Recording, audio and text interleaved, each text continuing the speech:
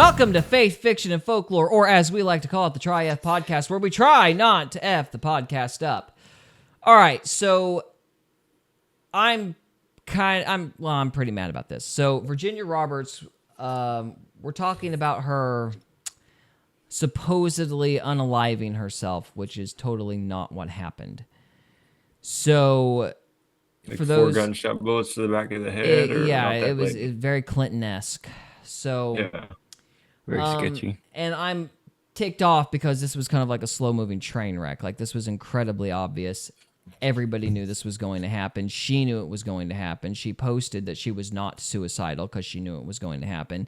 And then the dad blamed Fed, was like, it's a suicide. So, yeah. Anyway, for those who don't know, Virginia Roberts was one of Jeffrey Epstein's sexual abuse victims. And, yeah, she was willing to testify. She was the one that basically pinned Prince Andrew as being, connected him with Epstein. And she was on the run for forever, finally came out and, did the brave thing and told people about all this. And she gets unalived because people apparently were redacting information still and people aren't in jail yet. So,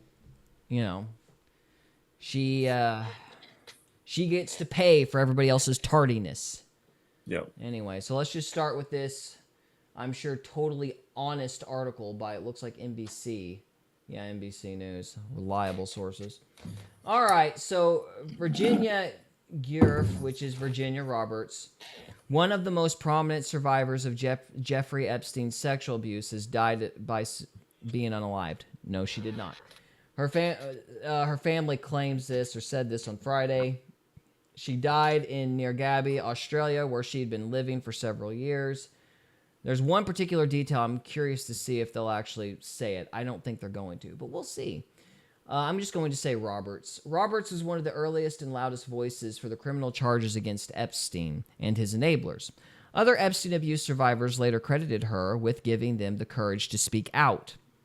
She also provided critical information to law enforcement that contributed to the investigation into the latter conviction of Epstein's associate Ghislaine Maxwell, as well as other investigations by the U.S. Attorney for the Southern District of New York, which is the group that was holding on to all of the Epstein files, and Pam Bondi and that group had to go raid to get the evidence.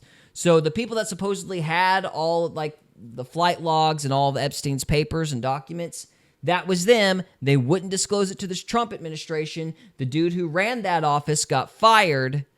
And apparently Comey's daughter is still in charge of this stupid thing, though. But yeah, they had to basically raid that office to get all this information, which they're apparently right now, supposedly, redacting victims' names and stuff like that, and supposedly they're trying to, set up actual prosecutions for people, which is supposedly why it's taking so long. But we'll see if it ever actually comes out at all. And the longer this goes on, the more dubious I am about that. But anyway. Yeah. It is with utterly broken hearts that we announce that Virginia passed away last night at her farm in Western Australia, her family said in a statement to NBC News. She lost her life to suicide after being a lifelong victim of sexual abuse and sex trafficking. Virginia was a fierce warrior in the fight against sexual abuse and sex trafficking. She was the light that lifted so many survivors, the statement said. In the end, the toll of abuse is so heavy that it became unbearable for Virginia to handle its weight. You can already tell a family member did not write that. That is a cliche line that some stupid bureaucrat wrote. There's no way a family member wrote that. Absolutely. Raised primarily in Florida, Roberts had a troubled childhood. She said she was abused by a family friend, triggering a downward spiral that led her to living on the streets for a time as a teenager.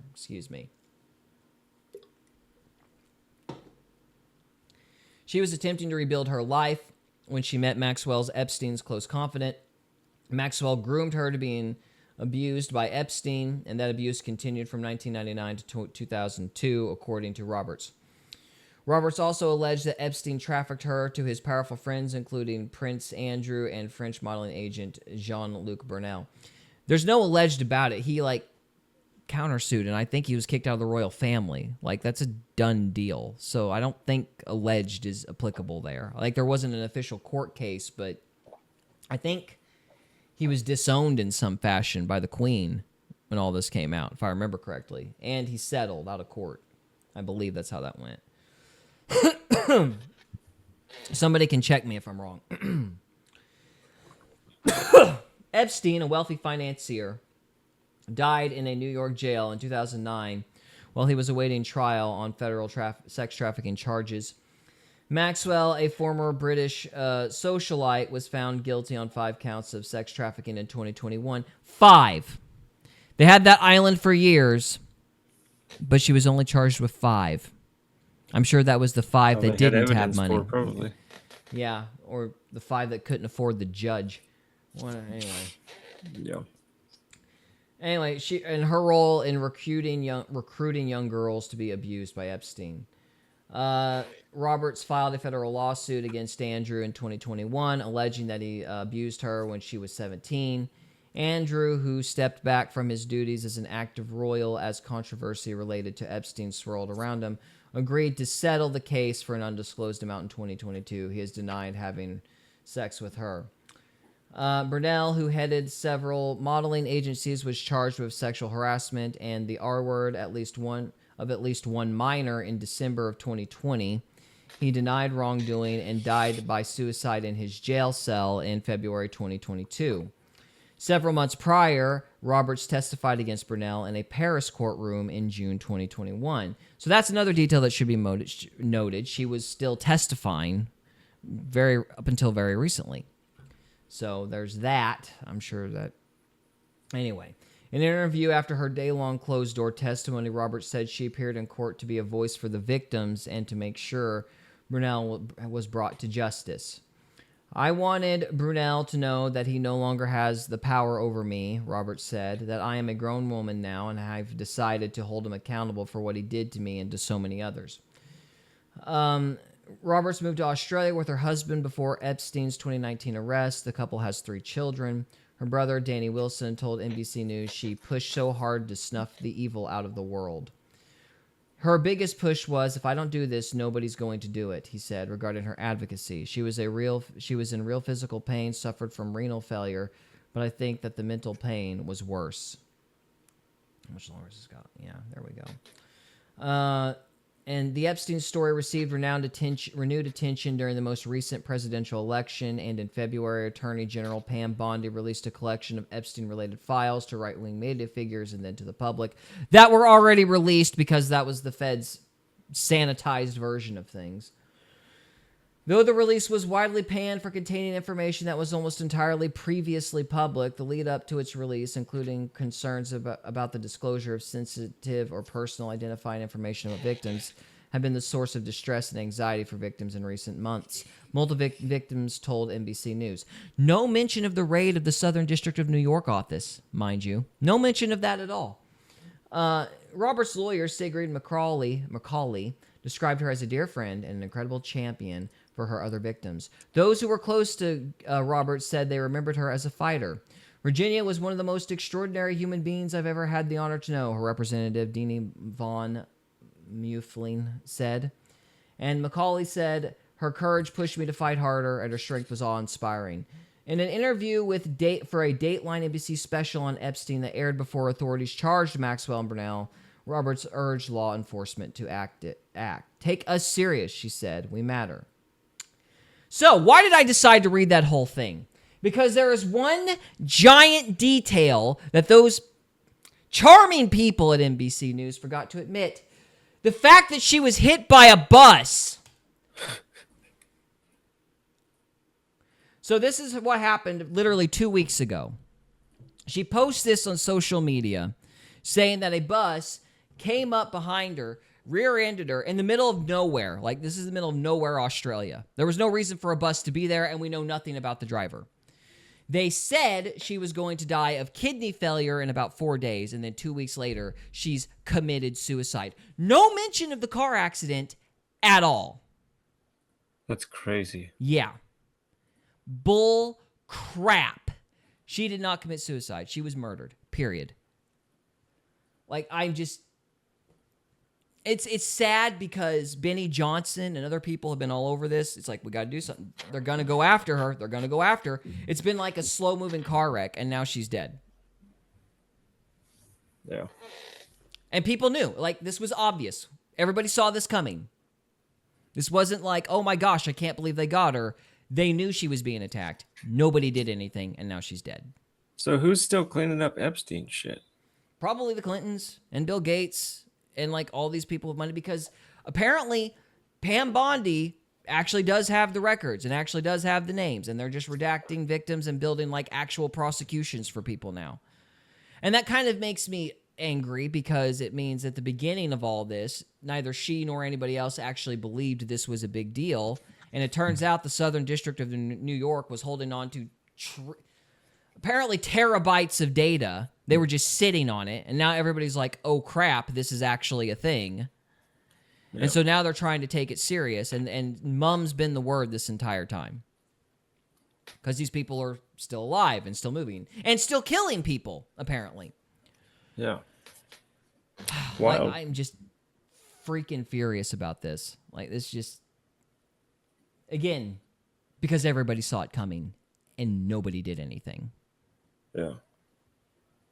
You know. Pretty crazy. Yeah, it's awful. And this is a reporter from a few years ago. This was a leaked footage from Project Veritas, back when it was still ran by James O'Keefe. And basically, ABC convinced her to come out into the open. And I just want people to listen to her and how she views this situation and what Virginia Roberts got for all her trouble. This was, yeah, anyway. I've had the story for 3 years. I've had this interview with Virginia Roberts. We would not put it on the air.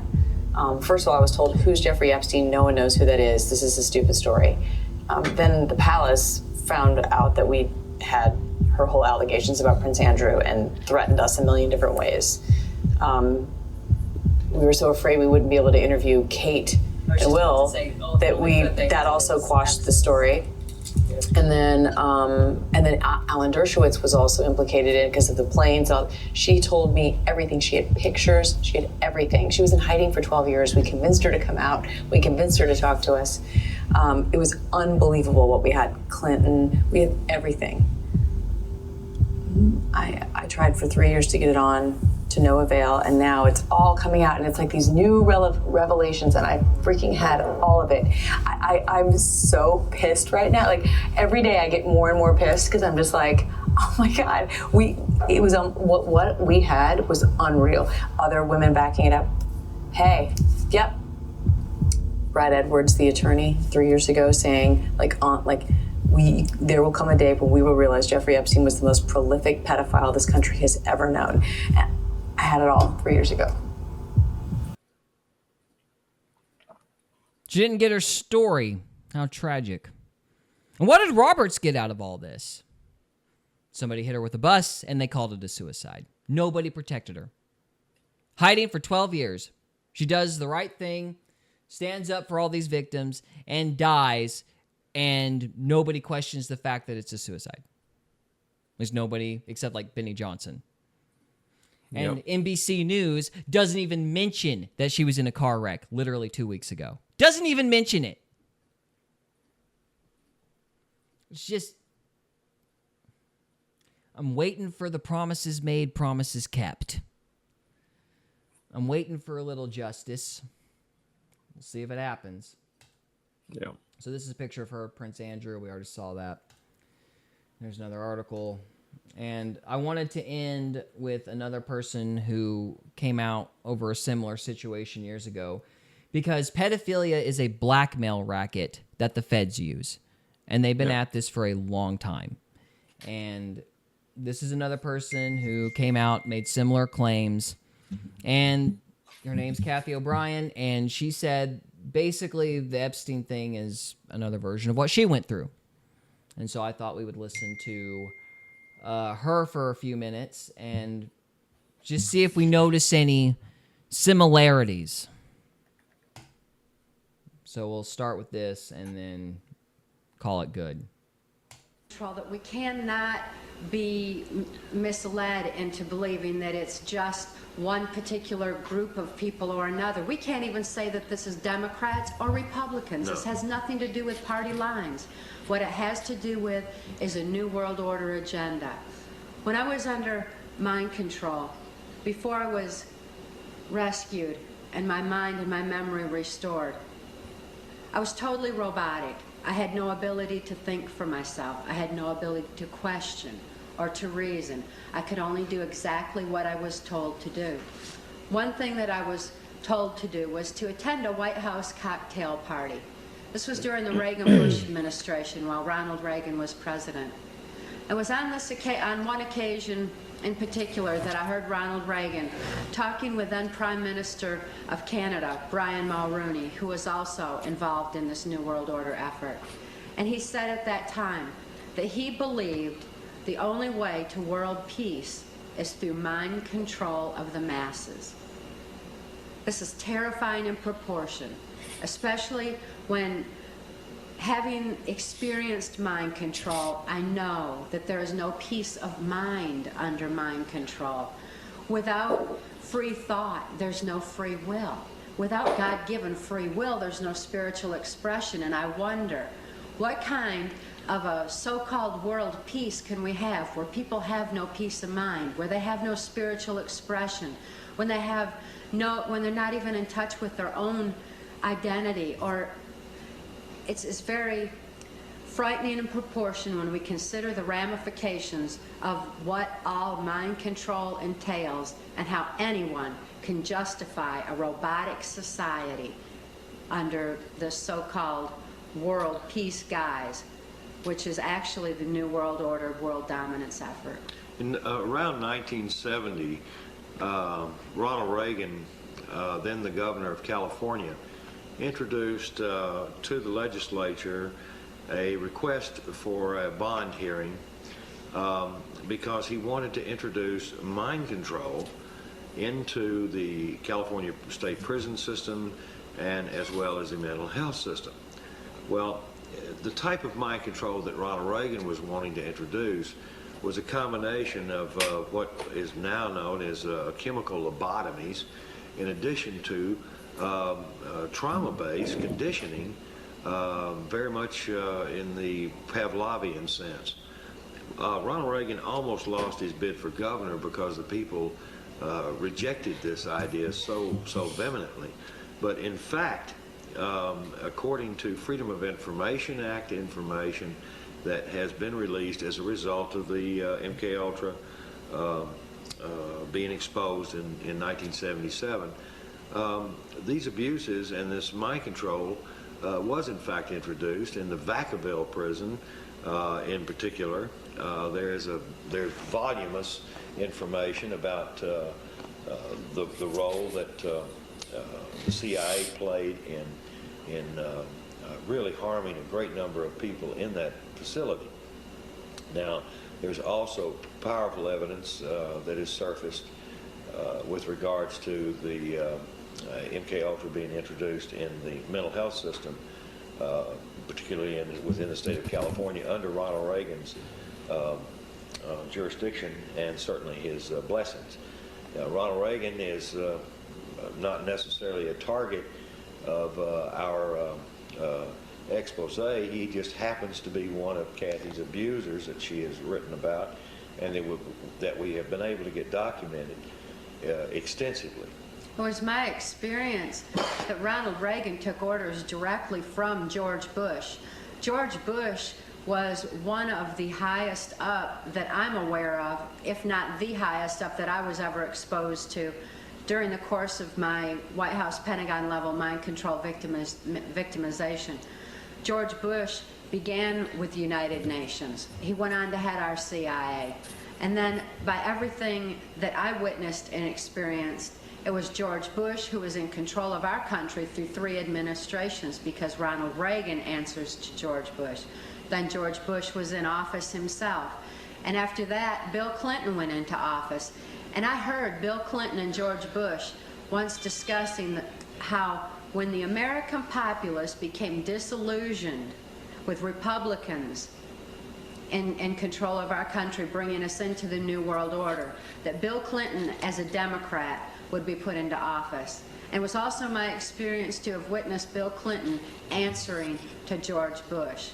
So we certainly aren't blaming everything on George Bush. There's a lot of other players that are named in our book, Transformation of America. But it's very important that people understand who's at the top of this effort so that they know exactly what the problem really is. Okay. Dang. Yeah. See, back then it was called MK Ultra. Now it's called, or not MK Ultra. It's called the New World Order. Now it's called the Great Reset. So basically, if you don't recognize all those terms, it really doesn't matter because they just relabeled all that crap anyway. No. So, you know, traumatize kids so they can eventually become hot honeypots if they even live that long, and use those kids to blackmail politicians. Yeah. Been going on for forever. Yep. And people have known, and now another person is dead because nobody will accept this crap is actually happening. It's all conspiracy. Well, it's people not... Yeah, I mean, it's conspiracy on the bad guys' part, obviously, but it's people not wanting to admit that things are this bad. And that there are actors... Like, it's Or not... they're worse. Yeah, it's not incompetence that's ruling the world. It's literal malice. It's literal evil. Yeah. Like... You know, and just... Yeah, I mean, everybody knew... It's just... This has been going on for so long, and... Everybody knew what was going to happen to that girl the second she got hit by that bus. Yeah. Nobody Yeah, said okay. anything. Nobody did anything. We just pretended like it wasn't a problem. And now she's dead. If I would have known about the bus and that she existed, Yeah. and I lived close, I might have tried to do something. There's people who could have and didn't, though. And Right, it's because like- nobody wants to admit what's going on.